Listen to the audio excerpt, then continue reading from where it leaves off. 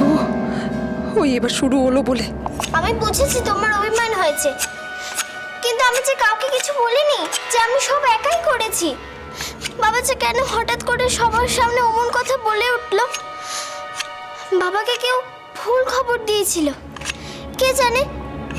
শুধু কিছু বুঝে ওঠার আগেই দেখলাম সবাই আমাকে মাথায় করে নিয়ে নাচানাচি করা শুরু করে দিল, তারপর আমার গলে মালা পরিয়ে দিল।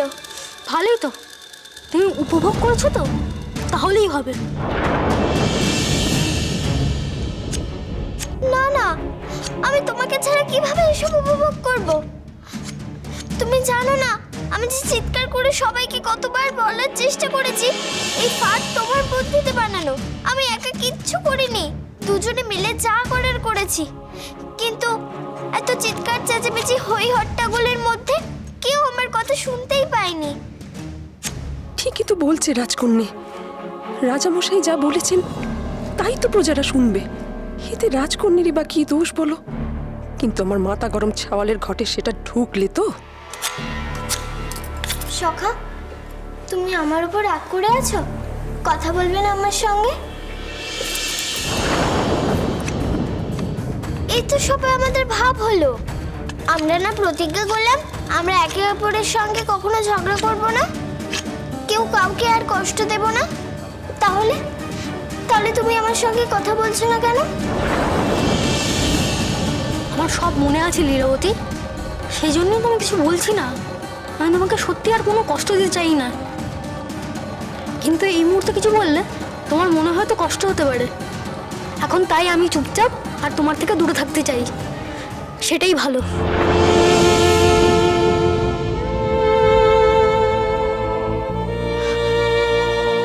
দূরে থাকবে? অন্তত কিছুক্ষণের জন্য।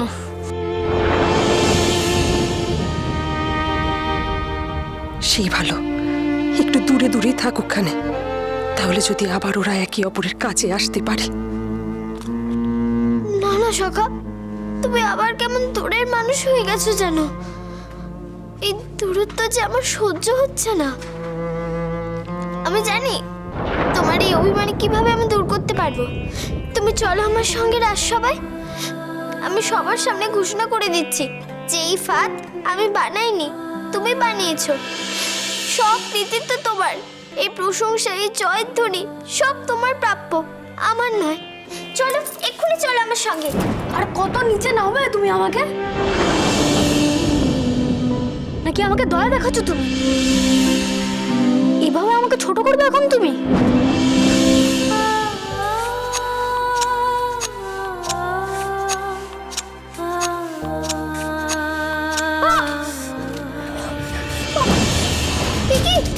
সখা, কি হয়েছে? এই তো হাত কেটে রক্ত বেরোচ্ছে। দেখি দেখি।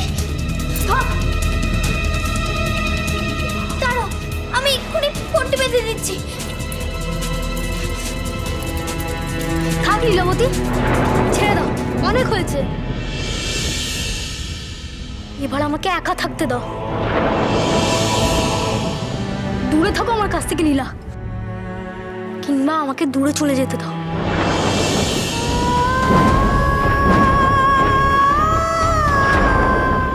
খনার কাহিনী, সোম থেকে শনি সন্ধ্যে 7:30টায় আকাশ আট ও প্ল্যাটফর্ম 8-এ।